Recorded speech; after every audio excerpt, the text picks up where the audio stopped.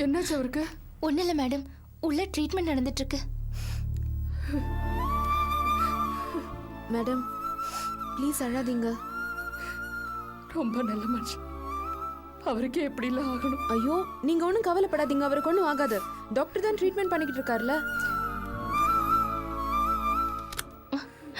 Doctor, இவங்க தான் உள்ள இருக்கிற பேஷண்டோட மிஸ்ஸஸ். அப்படியே? ஆமா. அவருக்கு கம்ப்ளீட் ரெஸ்ட் வேணும், யாரும் டிஸ்டர்ப் பண்ணாம பாத்துக்கோங்க. சரி வாங்க வாங்க மேடம்.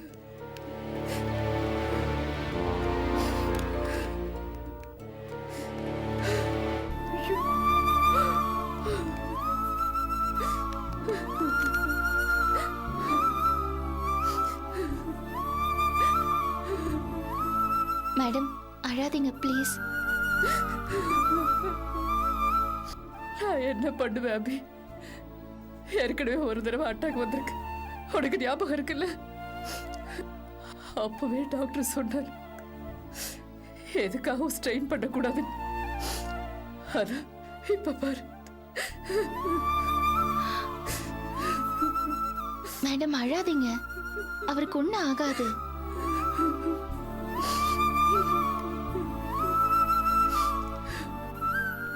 எப்படி இருந்த மனுஷன் இப்ப எப்படி? கொஞ்ச நாளாவே ரொம்ப வேதனையில் இருந்தார் அபி. மேடம் ப்ளீஸ் அழாதீங்க, நீங்க அவரை நல்லபடியா தானே கவனிச்சுக்கிட்டீங்க. நல்லதான் பார்த்துட்டு இருந்தேன். ஆனா ஆபீஸோட கவலை மனசுல போட்டு புழுங்கிட்டு இருந்தா நாம என்ன செய்ய முடியும் சொல்லு? மேடம் காசு பணம் இன்னைக்கு வரும் நாளைக்கு போகும், அதுக்காக ஏன் இவ்வளவு தூரம் பாஸ் ட்ரெயின் பண்ணிக்கணும்? அபி, காசு பணம் போடுறதுக்காக அவரும் நானும் வேதனைப்படல. இந்த மனுஷன் பாவம் கிட்டத்தட்ட 2 மாசமா புலம்பிக்கிட்டு இருந்தார். எல்லாம் உங்களை பத்தி தான். எங்களுக்காகவா? ஆமா அபி, நீ, உஷா, கிருஷ்ணன், தொல்காப்பியன்னு அவரோட எல்லா ஸ்டாஃபையும் சொந்த பந்தமா நினைச்ச மனுஷன் இவரு. ஆதித்யா கிட்ட கம்பெனி மாறின பிறகு உங்களெல்லாம் நினைச்சு ரொம்ப கவலைப்பட்டாரு. உங்களெல்லாம் வேற நல்ல ஆபீஸ்ல சேர்த்து விடணும்னு ரொம்ப ஆசைப்பட்டாரு. தொல்காப்பியனுக்கு வேலை போட விஷயத்தை பத்தி நினைச்சு ரொம்ப வருத்தப்பட்டாரு. வேற ஒரு ஆபீஸ்ல உங்களெல்லாம் சேர்த்து விட்டுட்டு அவரோட ஷேர்ல இருந்து வர படத்துல உங்களுக்கெல்லாம் செட்டில் பண்ணிட்டு அதுக்கப்புறம் தான் இந்த கம்பெனி விட்டு விலகணும்னு நினைச்சிட்டு இருந்தாரு. ஆனா அது எதுவுமே நடக்கல, எல்லாமே கைவிட்டு போயிடுச்சு. அந்த வேதனையோட தான் இவர் இந்த மாதிரி. மேடம் ப்ளீஸ், பாஸ் மாதிரி ஒரு நல்லவரை பார்க்கிறது இந்த காலத்துல ரொம்ப அபூர்வம். அவருக்கு எதுவும் ஆகாது பாருங்க, நிச்சயமா அவர் சரியாயிடுவாரு. அவர் ஆசைப்பட்டது எல்லாமே நடக்கும். எப்படி அபி? மேடம் எதுவுமே கைவிட்டு போகல, ஏன் இப்படி நினைக்கிறீங்க? அழாதீங்க மேடம். வாங்க முதல்ல நீங்க உட்காருங்க. உட்காருங்க. வாங்க. தண்ணி தண்ணி எடுத்துறமா. உட்காருங்க. உட்காருங்கம்மா. உட்காருங்க. உட்கார்ந்து குடிங்க. இந்தாங்க.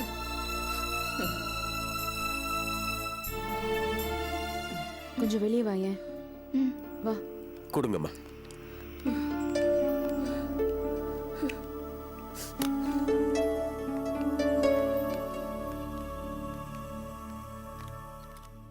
என்ன? அபி நீ கிளம்பு. அபி.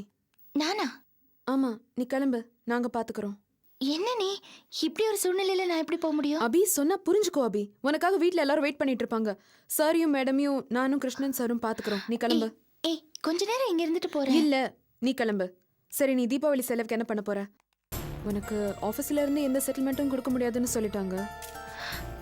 நான் எப்படியாவது பாத்துக்கிறேன். அதான் எப்படின்னு கேக்குறேன். இப்ப அத பத்தி என்ன? பாஸ் பாரு எப்படி இருக்காரு. மேடம் வேற மனசு உடைஞ்சு போயிருக்காங்க.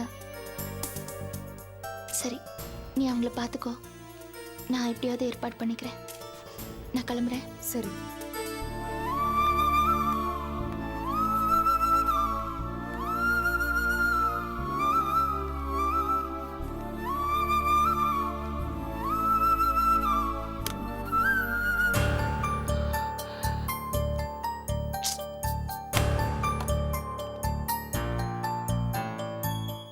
ஆனந்தி? செல்லு ஸ்விட்ச் ஆஃப்னு வருதுமா. மறுபடியும் ட்ரை பண்ணி பாருக்கா. நம்பர் சரியா போட்டியா? ஏண்டா அக்கா நம்பர் எனக்கு தெரியாதா? என்னக்கா? எத்தனை தடவை போட்டாலும் ஸ்விட்ச் ஆஃப்னு தான் வருது. சரி நீ இப்படி வா, நான் போட்டு பார்க்குறேன்.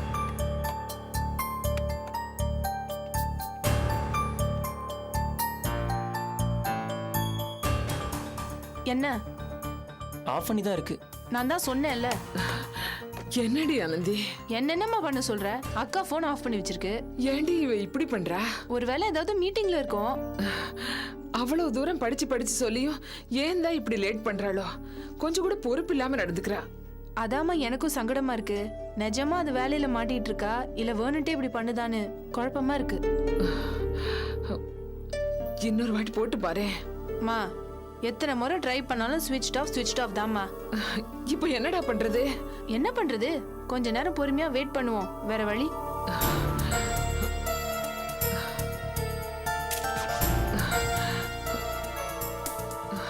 லேட்டஸ்ட் டிசைன் இருக்கு, பாக்குறீங்களா? இல்ல. அட பரவாயில்ல, பாருங்க. பார்த்தா தானே ஒரு ஐடியா கிடைக்கும். இல்ல சார், நான் நகை வாங்க வரல. இப்ப வாங்காட்டி பரவாயில்லம்மா, பார்த்து வச்சுக்கிட்டீங்கன்னா அப்புறமா வந்து வாங்கலாம்ல. இல்ல சார், நான் நகை விக்கிறதுக்காக வந்திருக்கேன். ஓ அப்படியா? நீங்க என்ன கொண்டு வந்திருக்கீங்க?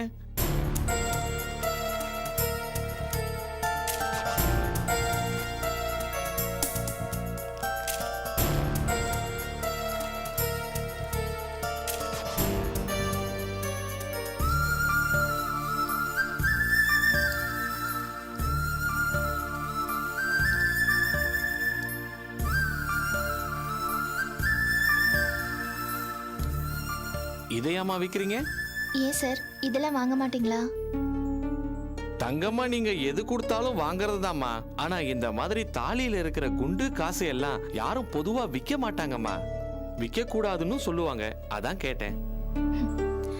இந்த மாதிரி சென்டிமெண்ட்டுக்கெல்லாம் இப்ப அர்த்தம் இல்ல சார். எவ்வளவு கிடைக்கும்னு கொஞ்சம் பார்த்து சொல்லுங்களேன். இது கலிகாலம், நாம சொல்றதுக்கு என்ன இருக்கு? கலிகாலத்துல நடைமுறைக்கு ஒத்து வராதெல்லாம் நடக்கும்னு எங்க தாதாஜி அப்பவே சொல்லியிருக்காரு. சரி, இதுக்கு எவ்வளவு வருதுன்னு பாப்போம்.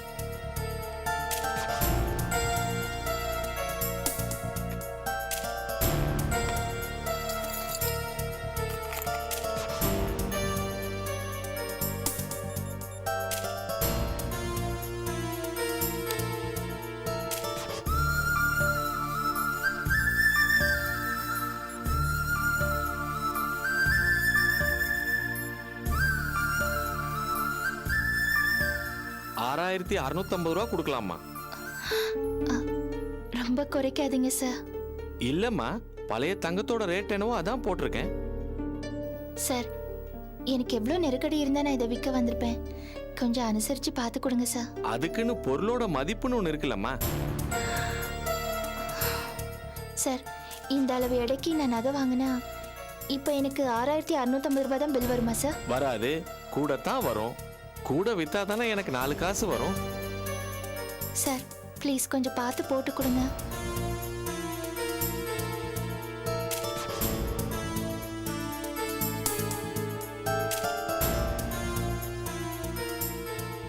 வேணா ரவுண்டா $7,000 கொடுக்கலாமா?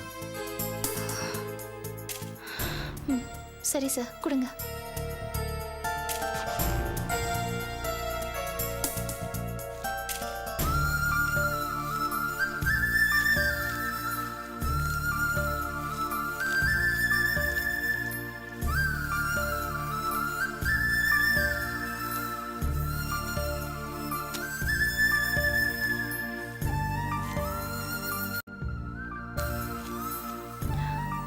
ரொம்ப தேங்க்ஸ்.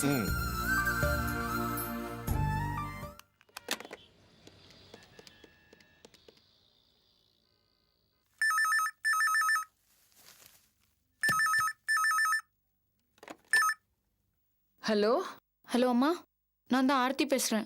என்னம்மா ஆர்த்தி? என்ன என்ன நான் கேக்குறேன்? ஏமா என்ன நினைச்சுக்கிட்டுமா நீங்க இந்த மாதிரிலாம் பண்றீங்க? அழுக்கி வரேன்னு சொல்லிட்டு நீங்க பாட்டுக்கு இருந்தா எப்படிமா? நான் எங்க வீட்டுக்கும் வாசலுக்கும் எவ்வளவு நேரமா அலையறேன் தெரியுமா? ஏமா என்ன இப்படி வேதனைப்படுத்துறீங்க? ஆர்த்தி, இப்போ என்ன நடந்து போச்சு? ஏன் அழற? அழாத, வருத்தப்படாத. பின்ன சின்ன குழந்தைய ஏமாத்துற மாதிரி என்ன ஏமாத்துறீங்களாமா? நேரம் ஆயிட்டே போகுது, நீங்க வர மாதிரியே தெரியல. எனக்கு அழுகையா வருதுமா. இப்ப நீங்க உடனே வந்து என்ன அழைக்க போறீங்களா இல்லையா? வருத்தப்படாத ஆர்த்தி, இதோ மனோ கிளம்பிட்டு இருக்கான், அங்கேதான் வரா. நீ ரெடி ஆயிரு. அதெல்லாம் கிளம்பி நான் இங்க ரெடியா தான் இருக்கேன். சரிம்மா, மனோ வந்துடுவான். நீ அழாதே, முதல்ல அழுகைய நிறுத்து. இப்ப வந்துடுவான். ம், சரி. இத கொண்டு போய் ஆர்த்தி வீட்டுல கொடுத்துட்டு வந்துடு. மா. இரு, அங்கேயே ஒரு தாம்பல தட்டு வாங்கி இதெல்லாம் வச்சு கொடுத்துடு. போடா. என்னடா மனோ இதெல்லாம்? ட்ரெஸ்ஸுக்கா? ட்ரெஸ்ஸா? அதான் நான் வாங்கிட்டு வரேன்னு சொல்லிருக்கேன்ல. இது எதுடா?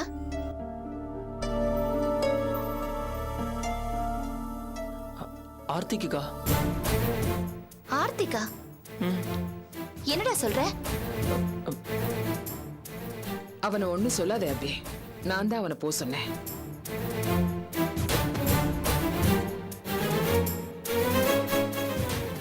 என்ன பாக்குற? ஏமா, நான் அவ்வளவு தூரம் சொல்லிருக்கேன். நான் என்ன பைத்தியக்காரியா? இல்ல உன்னோட புத்தி மழுங்கி போச்சா? நீ என்ன வேணாலும் சொல்லிக்க, ஆர்த்தியை நம்ம தீபாவளி கூப்பிட்டு தான் ஆகணும். நேத்து நான் அவ்வளவு தூரம் சொல்றேன், நீ பதிலே பேசல, கண்டுக்கவும் இல்ல. என்னால அப்படி இருக்க முடியாது. ஏன்னா நான் பெத்தவ. என் பொண்ணு அனாதை மாதிரி விட என் மனசு இடம் தராது. நான் ஆர்த்தியை கூப்பிட தான் செய்வேன். ஓஹோ, சரி. ஆமா மனோகர், இந்த Dress கையில வச்சிருக்கியே, அதுக்கு ஏதுடா பணம்? சொல்லுடா.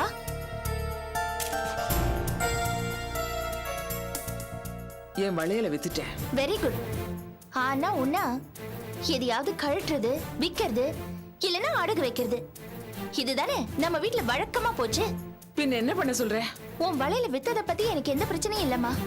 ஆனா நீ வித்ததுக்கான காரணம் சொல்லிட்டு இருக்கியே, அதைத்தான் என்னால ஏத்துக்க முடியல. என்ன மீறி இதெல்லாம் பண்றதுக்கு நீ துணிஞ்சிட்டல்லம்மா? என் வார்த்தைக்கு நீ தர மரியாதை இவ்வளவுதானா? ஓகே. இது பாரு, நான் ஒண்ணு இந்த வீட்ல அடிமை கிடையாது. எனக்கும் சுய புத்தி இருக்கு. ஒரு காலத்துல நானும் உன்ன மாதிரி வேலை பார்த்து உங்களை எல்லாம் வளர்த்தவதான்.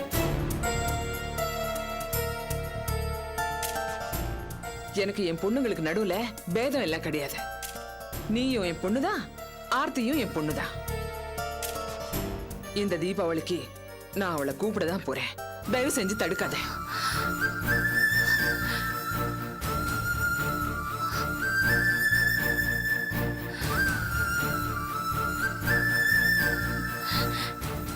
அம்மா, நீ சொல்றதெல்லாம் நான் கேக்குறதா இல்லையா அபி? ஏமா நான் என்ன உளறேன்னு நினைச்சிட்டு இருக்கியா? நான் ஏன் அவளை கூப்பிட கூடாதுன்னு சொல்றேங்கிற காரணத்தை உன்னால புரிஞ்சுக்க முடியலையா? என்னத்த பெரிய காரணம் சொல்ல போறேன்? ஓடி போயிட்டா, துரோகம் பண்ணிட்டான்னு சொல்லுவேன். எத்தனை நாளைக்கு சொல்லுவேன்? ஏதோ சின்ன பொண்ணு தப்பு பண்ணிட்டா, அது என்ன உலக மகா குற்றமா?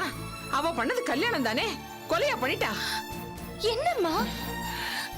தப்பு பண்ணவள கோவிக்கலாம் அபி, அந்த கோவம் கொஞ்ச நாளைக்கு இருக்கலாம்.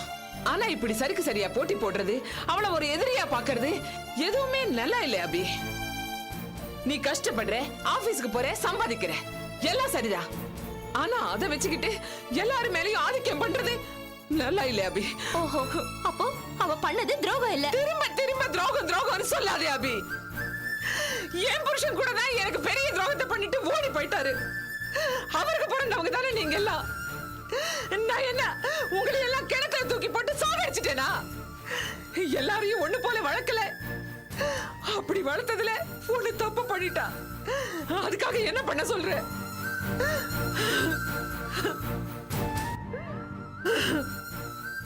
இத பாரு அபி, எனக்கு நீ, ஆனந்தி, ஆர்த்தி, மனோகர் எல்லாம் ஒண்ணுதான். ஒருத்தர் சம்பாதிக்கிறத வச்சு என்னால அதுக்கு தகுந்த மாதிரி பாசத்தை காட்ட முடியாது. தப்பு பண்ணது நீயா இருந்தாலும் அதை நான் சொல்லுவேன். நீ டம்ளரை தூக்கி எறியலாம், முகத்தை சுழிச்சுக்கிட்டு போலாம். அதுக்காக நான் பெத்த இன்னொரு பொண்ணை கை கழுவி விட முடியுமா? ஏமா, நீ தான் பேசுறியா? சுய நினைவோட தான் பேசுறியா? ஆமா அபி, நான் சுயநிலையோட தான் பேசுறேன். உன் மனசுல ஒரு ஆங்காரம் இருக்கு, அத சரி பண்ணிக்க. வீணா ஆர்த்தி கிட்ட காட்டாதே. என்னம்மா சொல்ற? ஆமா அபி, ஆமா. உனக்கு உன் புருஷன் கூட சேர்ந்து வாழலைங்கிற ஆதங்கம் இருக்கு.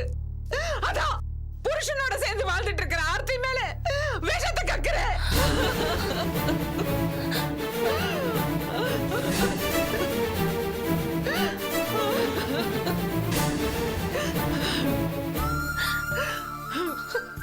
அன்னைக்கு கோயில்ல 2 குடும்பம் ஒன்னா சேர்ந்து இருந்ததை உன்னால சகிச்சுக்க முடியல. அதுக்கு காரணம் உன் அடிமனசுல இருக்கிற வெறுமை தானே எனக்கு படுது.